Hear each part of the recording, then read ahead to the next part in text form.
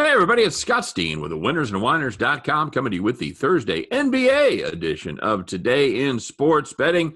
As always, I'm joined by my partner, Scott Reichel.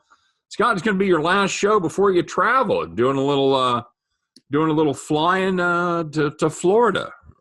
Yeah, it's not all glamorous. I'm going to see my grandfather, so it's not like I'm just going to have, to hang out in the sun.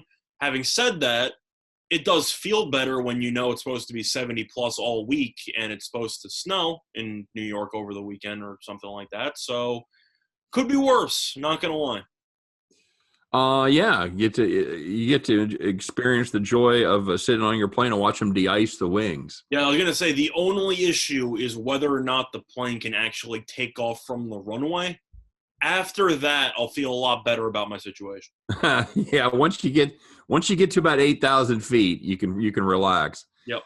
I was watching that with when the Chiefs were flying to Tampa, and it was in the middle of a blizzard, which it was stupid that they waited. They could have gone earlier in the morning, but anyway, they delayed it as they had to de-ice the planes. They sat too long, and they had to do it again. That can't be a good feeling. It just can't. So. Every time I fly, I feel like there's something wrong with the airplane, or there's some type of delay.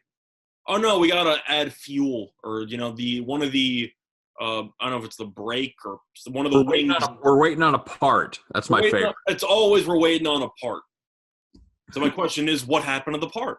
Yeah, it's why is no one concerned about the part? Things go wrong. Yeah, that's I feel like that always happens to me. Have fun with that. So I'll be running solo tomorrow morning and giving my opinion on the and I'll be flying solo. And you will not be flying solo, but all right, so our first game, we got 3 NBA games tonight, Scott, and 2 of them on TV. Actually pretty good games, or what has the potential to be good games. You don't know if they're going to be good or not, but can't believe Miami Sacramento is not on TV. Yeah, that's usually our luck that we get the Kings and the Heat. But no, we got a little better game for that night, for that 10 o'clock spot. But this first one, 2 of the contenders there in the East, I suppose you could say. I think you're putting heavy quotation marks around contenders, but yes. Well, I mean, somebody's got to win the East. That is a fact. You can put that is definitely true. It's like the NFC East. Somebody's got to win it. That is true. Toronto Raptors, the Milwaukee Bucks. Scott, we just did this. Toronto jumped up and bit them. Milwaukee is a 6-point favorite here. As far as the line movement goes, it looks like it's kind of steady at 6. Yeah, it's pretty much opened up at 6.5. It's gone down to 6, so a little bit of money coming in on Milwaukee. And actually, if you look at the numbers, a ton of money's coming in on Milwaukee. So I guess they're figuring they're due. It's a revenge spot. Toronto beat them the last time out. Well, we talked about this before we went on air, and I kind of wanted your thoughts just for the masses. What's your thoughts on the revenge game angle here? Non-existent. I think these guys are professionals. I don't think the revenge angle matters not one bit. And yourself? I don't think it matters in a regular season game. I think it might matter for Milwaukee just to snap out of a losing streak, but I don't think it has anything to do with the opponent they're playing. I am always of the opinion, Scott, that anytime you equate something with these guys trying extra hard, they weren't trying hard enough the first time. I think that's bullshit. The clutch hitting, the revenge angle, all that is bullshit. These guys are pros who go up there and give 100% every time. Now, obviously in the NBA, there can be some exceptions when, guys take nights off on the defensive side and don't hustle as hard on defense. But for the most part, I think anytime when you talk about a clutch player or a situational thing in sports, I think most of it is crap and you can throw it out the window. So is Toronto supposed to try less because they won the first time again? That's what I'm saying, right. Milwaukee's going to have that extra emphasis on their game tonight. Now, if you wanted to make the case that, maybe they'll play some players longer than they would, or they'll, that's a different situation. But as far as the effort goes, where Giannis was kind of not good the last time, but he'll be good this time because he's trying extra hard. No, I'm not buying that. No, I agree there. If I'm really looking at this matchup here, there are a couple injury notes you have to keep in mind. Absolutely. Particularly from the guard position, because Kyle Lowry might not play. He ended up leaving the game early against Milwaukee previously. and he's questionable. And as for Milwaukee, you might get the return of Drew Holiday. You might not get the return of Drew Holiday. So that's still up in the air. He ended up having COVID. One side has him as game time. The other side has him as out. And that's the only two pieces of information you and I were able to find on Holiday. Yeah. So as far as I know, as of right now, I'll assume he's not going to play, but I am not going to pencil. I'm going to put that in pencil, not pen. How do you like Toronto without Lowry? Because you and I kind of both assume that he's not going to play. I think Lowry's not going to play. Yeah, he's got the ankle problem. He left the last game, didn't play through it. And if you got an ankle problem and you can't play through it after getting it taped up, it doesn't get better after taking it. It doesn't get better. No, that second day is the worst because you get the one day to get the swelling down, and then the next day is the day that you're really going to have the pain. So, believe me, as a fat man, I've twisted a lot of ankles. So I can. Most of these athletes' injuries I can't speak to, but I can definitely speak to an ankle injury. So, well, it depends on how far away the barbecue is from the table. I don't really even know what that means, but because you have to walk over, so it might hurt less if you have to take one step instead of three. You think that's all I do in my life is cook barbecue and eat? No, I'm just joking. You said fat man, so I'm trying to piece together some dots, put some dots together. Put some dots together. Mm-hmm. Who you got here without Lowry and without Holiday, which is kind of the assumption I guess we have to run with here. I'm still going with Toronto. Yeah. I can't lay 6 with Milwaukee. If you want to also factor in, Lowry might not play. That's true. He also barely played the last 2 quarters, and Toronto still won the game and won going away in the 4th. So it wasn't like this team fell apart when Lowry didn't play. Now, I know Van Vliet took over, and you could argue, well, now that Lowry might not play, you can change around your defensive assignments and do stuff like that.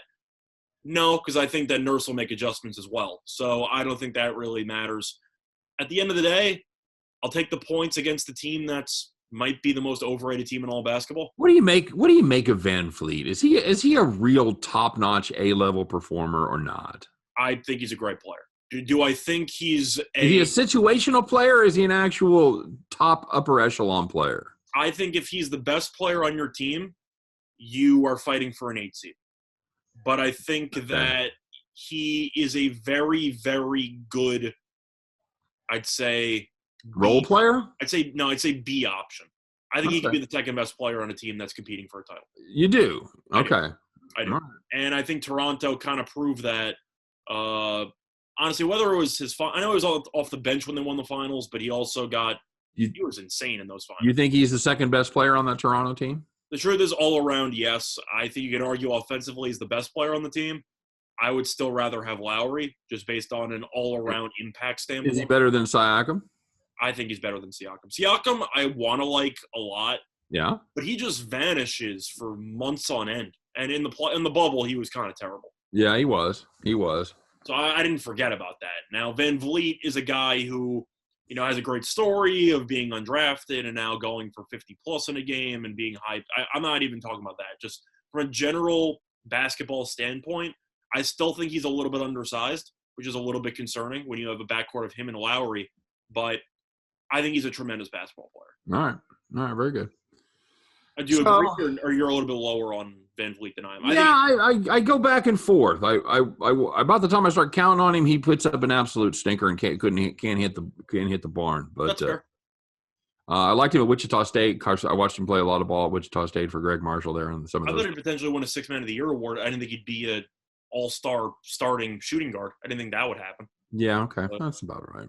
I didn't know that he would stick in the NBA. I thought he would be. But either way, I thought he would because I thought that his basketball IQ was just too high. I thought he would find a way to make it onto a roster and stay there. But still, I got to go with Toronto. Milwaukee, I know that Holiday is out and Holiday's their best defender, or he has been out. This Milwaukee defense is so bad. I know Holiday, of course, helps when he plays, but this team can't stop anybody. And I know that, you could argue that Budenholzer's defensive system is awful because I believe Milwaukee ranks 28th in opposing three-point percentage. They just give up three-pointers for free, basically. No. Isn't Giannis a 2-time Defensive Player of the Year award winner? I believe he is, yes. I'm just saying, if he's a 2-time Defensive Player of the Year award and you're constantly giving up 120-plus points, there's a problem there. Yeah, they basically give up 115 to anybody with a pulse. Yeah, in their sleep. It's just how it works. They've managed to hold Orlando under 110, and they held it Indiana and Miami under 110. Congratulations! None of those offenses we mentioned are pretty consistent. Right. The only good defensive performance they really had is holding Dallas to 93. That's it. Yeah. That their good defensive performances begin and end with that game. They've given up 113 or better seven straight games. Toronto, of course, is a little bit offensively challenged, although they have been playing better lately, and they did put up 113. Siakam actually played pretty well in the last game against Milwaukee, which is he's the most important player on the team. I mean, we talked about how Lowry and Van Vliet are the two best players on the team, but Toronto's going to go as far as Siakam takes them because we already know what to expect from the first two guys. Well, especially in this matchup. Yeah, but in general, just Siakam is the guy who has the potential to go for 25 and 8, or he could also go for 15 and 3. It really depends on how engaged he is and how he looks. You know what? I'll be a contrarian here. Just about the time you write this Milwaukee team off as they suck, and they've lost 4 straight. They haven't covered 4 straight. It wouldn't surprise me Milwaukee rolls here, but I've been against Milwaukee all year, so I'm not going to. It's a revenge spot for the Bucks. I'll take them. Okay. Yeah. After all that, it's the main reason. Well, I'll tell you, the weirdest thing is, and I don't know if it's not revenge, maybe it's familiarity or whatever, but there have been some weird results in these, and we still don't know what to call them when you're call them back. They're not really a back-to-back, but where you play the same team two times in a row. There's been some very disparate results with one team winning big the first game and the other team winning big the second game. It's almost – I'm not going to say it's a prearranged agreement, but it's almost like, okay, well, we'll let them take this one. So wouldn't surprise me, but I just don't feel comfortable taking Milwaukee. I'll fade you. I haven't faded you in a while. You and I have agreed too much lately. I'll take the Bucks there. All right, works for me. All right, moving on to the headliner game. That's kind of the warm up game there. How about the Nets and the Lakers, Scott? Lakers minus 2.5. Brooklyn. No sleep till Brooklyn, sir. Yep. It's a good time to be a Nets fan. I would know. Well, certainly better than any of the last 20 years. And they made the playoffs last year. So yay! Congratulations. Hey, at least we're not the Knicks. That's the slogan that we got. My team was I was 2 games short, so that happens. At least we're not the Knicks. That's the slogan. That's the unofficial slogan of the Nets. Although the Knicks play, yeah, okay. No, not this year, but in past years. Agreed. That's a low bar there, my friend. The bar can afford to be set pretty low when you're charging $150 per ticket for the Knicks, and they're terrible. Brooklyn kind of ruining our narrative about how much better the West is than the East, although they really haven't played any of the top quality teams there in the West. And that's going to change here the next couple of nights as they've run through Golden State, Sacramento, and Phoenix. A good game, good win against Phoenix the other night. They only won because you bet against them. I realize that, and I watched the game, so we had no shot there. Mm-hmm. And we gloated at I gloated at halftime. If you changed the channel in the fourth quarter, Phoenix would have won by 5. I don't doubt it. I don't doubt that a bit. So the question is, does that come back? Did it take it out of them? Do they have anything left for the Lakers? Does it matter? It was 2 days ago. They did have a day of rest. That was all the back-to-back theories went out the window in that game where they should have run out of gas in the second half. They were playing the second game of a back-to-back. They had travel. It was even worse for the theories because the Nets actually had less players than they normally have for that game. Yeah, absolutely. Yeah. Whatever. So now the Lakers get the Nets. Lakers are going to be without Anthony Davis. LeBron James is probable. He's playing every game. He's going for the MVP. It's so weird. He's just on the injury list as undisclosed probable. Why are you wasting my time with this? He's trying to really, really copy Brady. KD is out, and Irving is expected to be back. Mm-hmm. I don't think he's going to miss this one. So, who you got here, buddy? Can the Lakers win without Davis, or can Brooklyn win without Durant? I like the Nets. Even they did it the other day. They did it without Durant and Irving the other day against a pretty good Phoenix team. Yeah, I like the Nets here. Just looking through the actual thoughts here. Simply put, I just think that I think the wrong team's favored here. I know that the Lakers have been playing really well lately, but I watched them play a little bit against Minnesota I forgot when they played. They played 2 days ago. Really wasn't impressed. And if you're going through the Lakers and how they've played lately, they've played well. But who have they actually beaten? Which I think is something that people keep in mind. If you want to go to the Lakers' recent winning streak or, how well they've been playing, they beat Boston on the road by 1, which I guess is a good win, but Boston's a 500 team now. I don't know how impressive that win is anymore. You beat Atlanta on the road. Atlanta's below 500. Beat Denver. I'll give you props there, but Denver's not very good either. They covered. They know. covered against Atlanta. Yeah, they covered against Atlanta, covered against Denver. I'm just saying Denver, I think we can agree, has been one of the most underwhelming teams so far this season. They've certainly been inconsistent.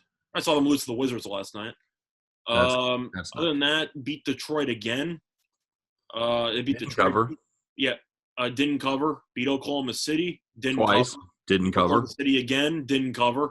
Beat Memphis. They covered. They were down about 20 in the first half, but they ended up coming back and winning.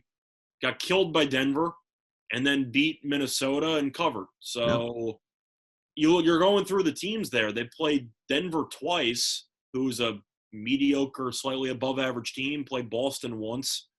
Other than that, though, I mean, have they really played anybody? I know you got to beat the teams on the schedule, but I'm just putting it out there.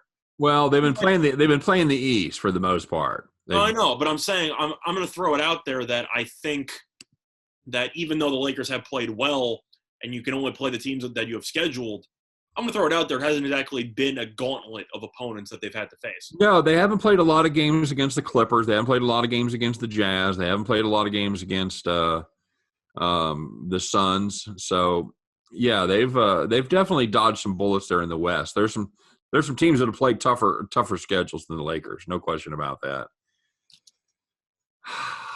I'll take the Lakers. I'll take the best player in basketball right here. I think the Nets shot their wad the other night. Although I do worry about the fact that the money right now is coming in on LA pretty heavy, and that line hasn't moved.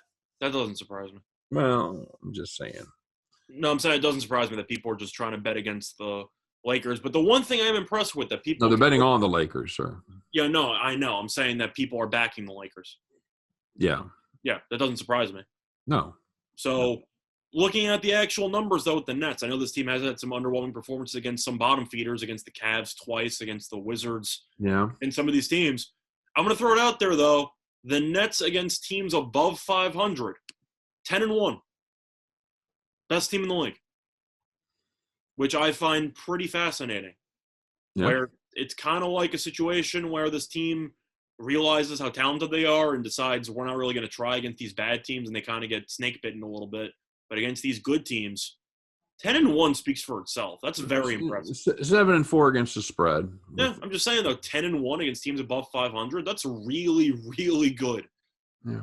I'll go with the Nets just because I think that the Lakers have been the beneficiaries of a pretty easy schedule. And I think that even though the Lakers, I think, will get up for this game a little bit, I think the Nets are going to try to do whatever they can to basically make a statement that we're the team to beat. I think LeBron's tired of hearing that shit. I think LeBron's going to have a big game. I just think that you're going through the rest of the line here, and I just think Harden will probably go for 30, 12, and 10. I think Kyrie will probably go for 35. I don't know. I look through the lineup. I will make you a side bet that those two do not combine for 65 points. I think it's doable, but I think that that's kind of how the Nets have to win because those are going to be the main two guys. If I'm looking for prop bets, just take the over and LeBron rebounds. What's it at? No idea. I can check it right now, but what do you have against Minnesota? You had like 30, 13, and 9 or something? 8.5 or something for rebounds.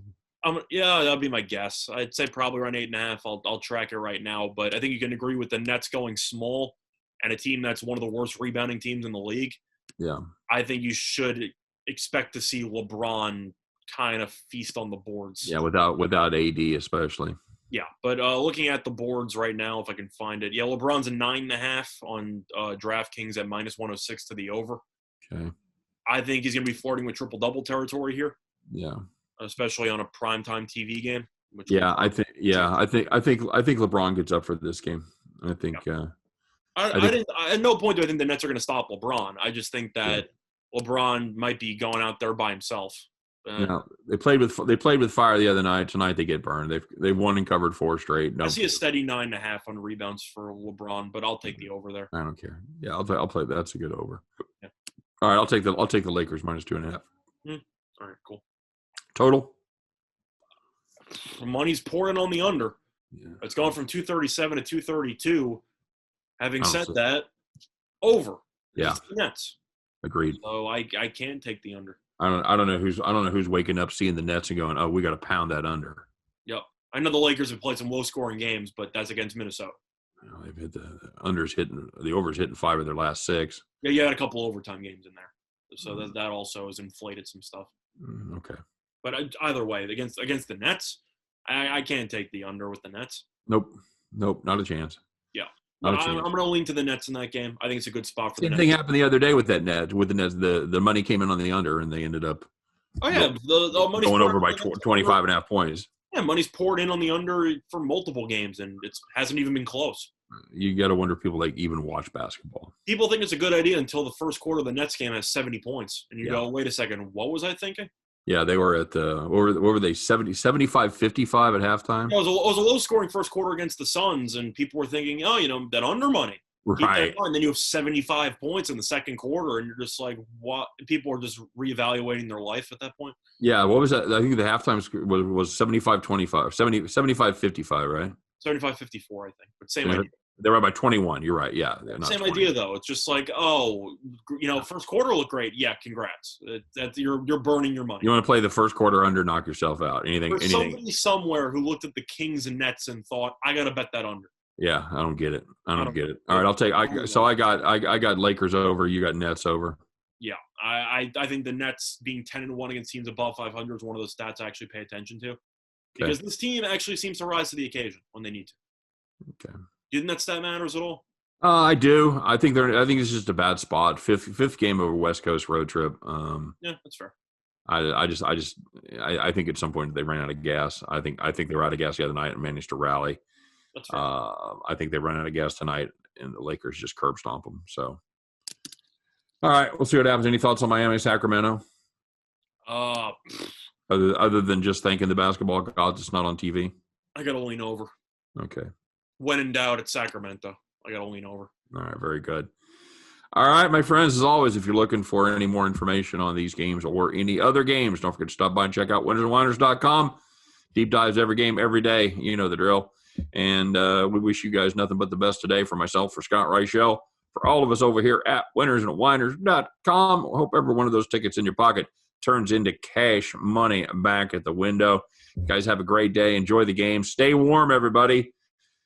Spring's on the way. If you can make it through the weekend, I think we'll be going to be all right. So hunker down, stay warm, stay safe, and we'll see you tomorrow on Today in Sports Betting. Bye-bye, everybody.